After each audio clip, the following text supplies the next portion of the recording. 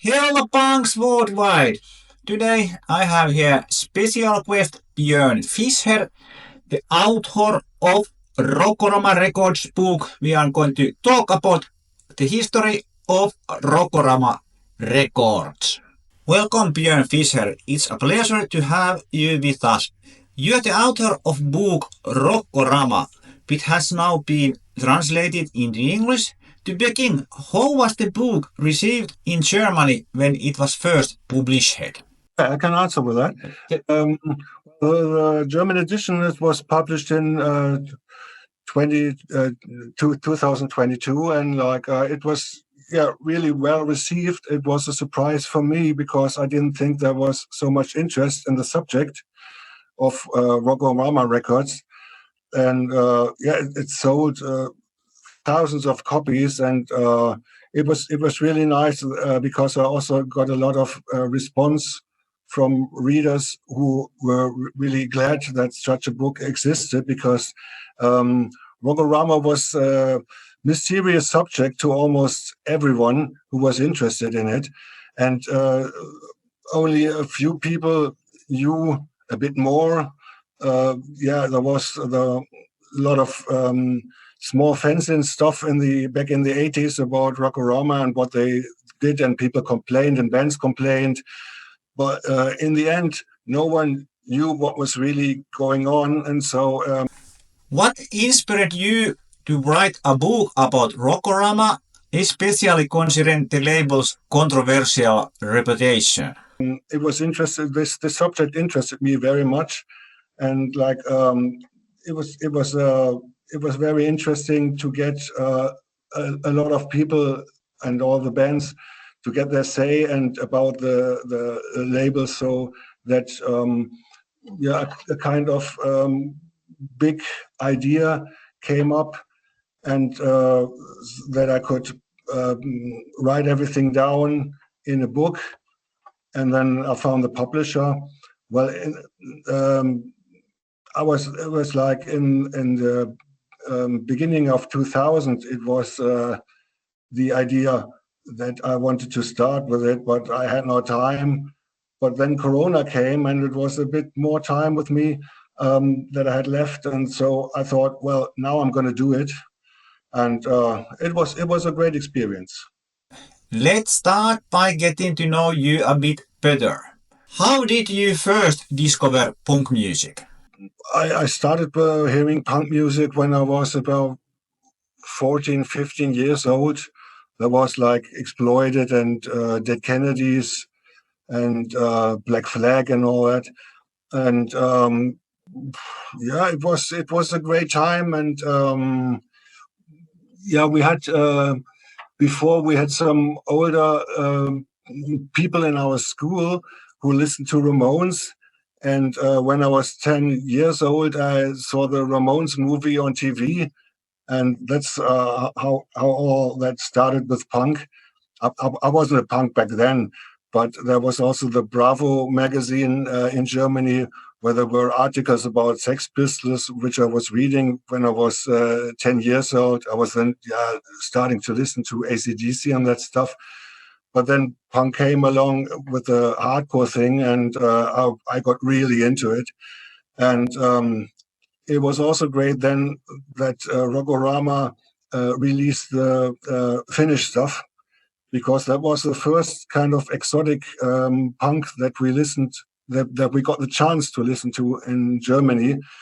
And that was great. That was nearly the hardest music we could ever imagine. And that was great for us. And I remember a lot of people painted their leather jackets with Finnish band names, Appendix and Terveet Kädet and so on. And that was a great time. What was the punk scene like in Germany at the time? The punk scene in Germany, well, in Hanover it was great because we had the Chaos Days. That was a big punk gathering, and there were punks from other countries coming along as well. And it was great hanging out in the city center. There were clashes with the police, but that was normal. That was just fun with us. And drinking and having fun and meeting other people, and that was great. And there was also a lot of fencing activities. Back then, I also did a fencing called Knockout, and we exchanged fencings. I also did a tape compilation, and we went to the local punk gigs and sold it there, and also went to other cities like Hamburg and Bielefeld, and there were great gigs there too. So Germany had a really good punk scene back then. Now, let's talk about the label itself. How did Rock-O-Rama originally get started? It started as a small mail order in about 1977, and the owner, Herbert Egoldt from Cologne or Brühl, that's a small town near Cologne, he put adverts in newspapers. He had a lot of records in his living room, and he went to local gigs with a suitcase and just started to sell the first kind of records that he had.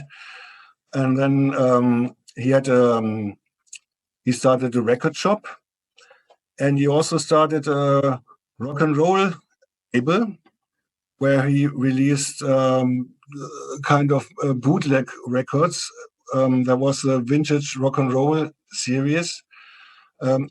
I'm of the opinion that he didn't ask the labels. It was just he did it because he was a fan. I think he also didn't want to make any money out of it. It was just that he wanted to bring the old rock and roll 7 inches that weren't available in Europe at that time to the European listeners. And so, that's how he started. And according to the first adverts, he was also really into punk rock. Yeah, also Screwdriver, but punk rock, because there were punk rock back then. And he also did the adverts with, I have singers from Damned and Screwdriver and Sex Pistols and so on.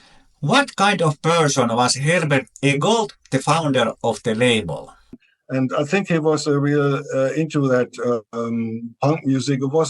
He was a businessman, of course, from the beginning on, but also a music lover. And so I think because of the whole punk thing, he noticed that there was interest in Germany, and so I think some bands went to his record shop, like Vomit Visions or so. They visited the record shop, and they asked, we have a band, we want to make a record. And he said, come on, I'm going to do a record with you. That's a normal thing that I experienced from the kind of comments I got from the bands. The history that they told, that they said, it was just we were writing a letter to him, or we were visiting the record shop and asked him, we're from a band, and he said, all right, go to the studio, I pay for the studio, and let's make a record. So it was like I think a really kind of heart feeling for him from the heart, that he wanted to do something, because I think with the bands he picked, he was not into like, this band will be famous or something, I will get some money out of it. It was just, come on, let's do it. And because I think productions from a band like Vomit Visions that won't sell well back then and won't sell well nowadays. What were the first bands signed to Rock-O-Rama like? Basic punk stuff from Germany, like Vomit Visions and Razors. Razors came from Hamburg. Then he got all the local bands from Cologne and surrounding areas, like OHL and Stoßtrupp, and he did this compilation, Die Deutschen kommen, which was a very popular compilation at that time. The studio recordings were shit, but the bands didn't get any other chance to release their stuff because Herbert Egoldt, he just chose a really cheap studio. It was not like Aggressive Rock Produktion with Slime and Toxoplasma, who got really, really good recordings in Berlin at Music Lab. It was a local studio in Cologne, and it was shitty productions. That was what all or nearly all bands said. But in the end, it got a kind of cult that people liked these shitty productions and said, "Well, this is punk rock from the street, whatever." And yeah. How about the deal with Propaganda Records? Yeah. I asked Heike Vilenius about it, and I asked other people about it. That was really interesting because there were like different kind of views how it all started and how the cooperation was.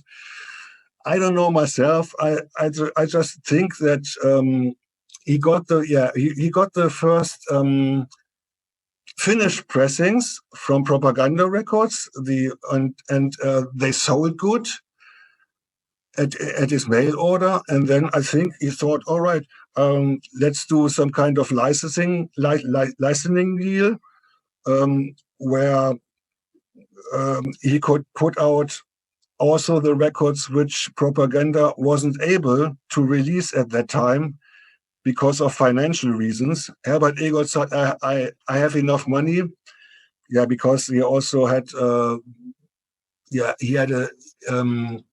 he had a company. He had a painting company, and he owned some houses. So he had enough money to just say, okay, give me all your propaganda material that you haven't released, that the bands send demos or something, and I put everything on LP. And so that's how it worked out with Propaganda. I think they were glad in a way, and the bands were glad in a way, that they got this distribution deal or licensing deal because all the bands got to know very well in Europe. And also Heike Vilenius was able to get all the stuff out that he couldn't release at that time because of, I think, of financial reasons. The agreement with Propaganda and Rock-O-Rama didn't last many years. What went wrong? Difficult question. Because there are some different opinions about that, also in the book. Okay, I think, in my opinion, the demand for Finnish hardcore records was a bit slowing down. It was a kind of hype at the beginning, but then Herbert Egoldt saw that the records didn't sell that well that the first ones sold. So I think he just said, okay, give me the rest. I will license it. I think he ended it with a Massacre LP. That was in 1985. Before he said, from Norway, Sister Daga Helvete, and the Finnish punk hard beat and all that. I remember that the interest in Germany went a bit down when when people were listening to Propaganda live, because they said, "Oh, it's such a shit quality, and we shouldn't buy all the Finnish records. It was too much in a very short time, and people in Germany didn't have normally that much money to buy so many records. So it was such a flood that was coming, and so I think it didn't work out. On the other hand, I heard that Heike Vilenius stopped the deal because of the financial agreement, that Herbert Egoldt didn't stick to the contract. That I don't know, but it's so many different variations. Finnish bands also said, well, we got some uh, some free copies from Heike Vilenius, from Propaganda. We never received anything from Rock-O-Rama, but I don't know how the deal was. Maybe the deal was, okay, Heike, you give the bands the LPs, and that's our deal. I don't have anything to do with it. I don't know. I just sent you whatever 10% of the copies, but that's really, I don't know. Everyone tells another story. Did Rock-O-Rama also release music from other international bands than Finland only? Yeah, they started with a Finnish band, as I said, then with bands from Sister Dages Herbert, and that was really the end of the punk era, so to say. After that, he released US band Our Neighbors Suck. Well, that was that record really sucked, and no one liked it. I don't know. The chapter is really interesting to read because the band was on LSD in the studio and did a really shitty record. The demo tape sounded much better, and Herbert Egoldt was really annoyed that he got such a shitty production. But he released it, but no one bought it. Then I think he turned away from the whole punk thing because it was over for him. In 1986, he started to do this sub-label with COP from Germany and Hic Systemi from Finland. That was the last punk thing in the end that he did, but just on the sub-label. That bands said, yeah, we were glad to just have it. Or Hic Systemi said, okay, we really didn't know that it was a sub-label. We just heard the agreements from Propaganda Records. But after this, there was only this RAC stuff that came out. And international bands, of course, that was Bound for Glory and Screwdriver and all that RAC stuff. And finally, the more controversial chapter in the label's history. How significant was the skinhead scene in Germany at the time? Was there a strong market for these records? How I experienced it, at first there was in Hanover at the early 1980s, skinheads were mostly friends with punks. But then it kind of divided. The whole scene got divided, and many skinheads went to a more right-wing direction, and they started to hate punks. And there were clashes also at our youth centers where they tried to attack us. It was a shitty time. Yeah, and also the bands, like they were listening to Böse Onkels and started to listen to Screwdriver, and there was not our kind of stuff because they were anti-punk, and also bands like Body Checks, they were anti-punk, and we hated this, and so there were clashes all the time. Yeah, people ask me, but why do you write about Rock-O-Rama? Because of that, there was so much RAC stuff, and so. Well, in the end, I try to view the bands from an author's point of view. It's a documentation of what happened, but without my own opinion. There's no Nazi propaganda in the book, but an objective approach to the whole subject, and I expect readers to be wise enough to make their own judgments about the politics of the later bands. Was the label's owner politically motivated, or was it more of a business decision? There are so many opinions about Herbert Egoldt. Unfortunately, I didn't meet him myself. I didn't get the chance to, and I was dead. He was a businessman, and he started with the punk thing, and then he got to know that the Oi and the RSC thing, like when Screwdriver, he was a big fan of Screwdriver from the very beginning. And when he noticed that they got into political stuff, it was just, he said, well, I don't care, I still listen to them, and I'll try to sell the records. And he did it because, well, everyone else was afraid and didn't want to do that Nazi stuff, of course. But he was like, well, I don't care. Let's see how it goes. And in the end, he made a lot of money. He got a lot into trouble, but I think he didn't care um, about the politics. That's what a lot of bands told me all the time, and a lot of people who asked him about that. He said, well, that's just business. And yeah, I think he was a conservative kind of person, but he was not into the Nazi thing himself. Yeah. He dealt with these kind of people, and he released that kind of stuff. It was his choice. And he was like a strange person in that way, because like normally you think about, well, can I do some this kind of stuff with my consciousness or with my own attitude and that? But I think he put the business kind of view over his attitude. Were there legal or social consequences for the label, especially considering the Nazi-related content is banned in Germany?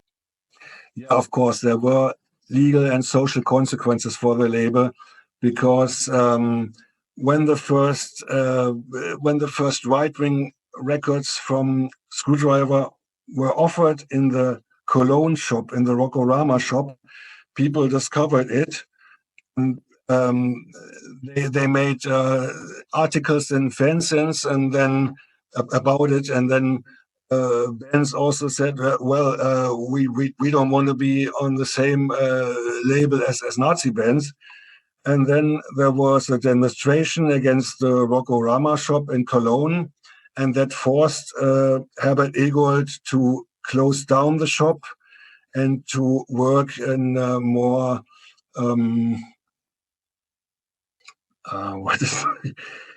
in a more silent way. But then, especially in the late 1980s, that there were house searches, because records got viewed and got indexed, and people got to know about it and said, well, we don't want to tolerate these records being sold. And